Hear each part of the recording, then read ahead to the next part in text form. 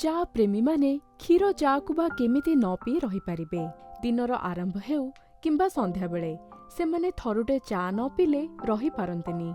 କ୍ଷୀର ଚା ପିଇବା ଦ୍ୱାରା ଅନେକ ସାଇଡ୍ ଇଫେକ୍ଟସ୍ ଦେଖାଯାଏ, ଯେପରିକି ଅନେକ କ୍ୟାଫିନ୍ର ସେନ୍ସିଟିଭ୍ ହୋଇଥାନ୍ତି। ଚାରେ ଥିବା କ୍ୟାଫିନ୍ ସେମାନଙ୍କ ଶରୀର ପାଇଁ କ୍ଷତିକାରକ ହୋଇପାରେ।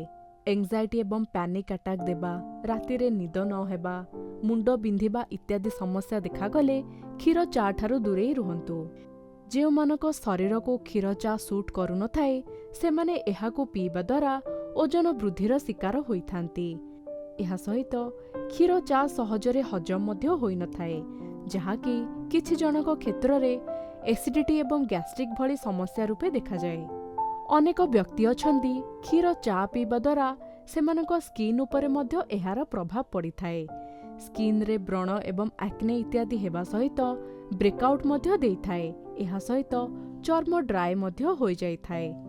କ୍ଷୀର ଚା ପିଇବା ଦ୍ୱାରା ଅନେକ ମାରାତ୍ମକ କ୍ରୋନିକ୍ ରୋଗର ଆଶଙ୍କା ମଧ୍ୟ ବଢ଼ିଥାଏ, ଯେପରିକି ଡାଇବେଟିସ୍, ବିଭିନ୍ନ ପ୍ରକାର ହୃଦରୋଗ ଏବଂ ଓବେସିଟି ଇତ୍ୟାଦି ସମସ୍ୟା ଅତ୍ୟଧିକ କ୍ଷୀର ଚା ପିଇବା ଦ୍ୱାରା ହୋଇପାରେ।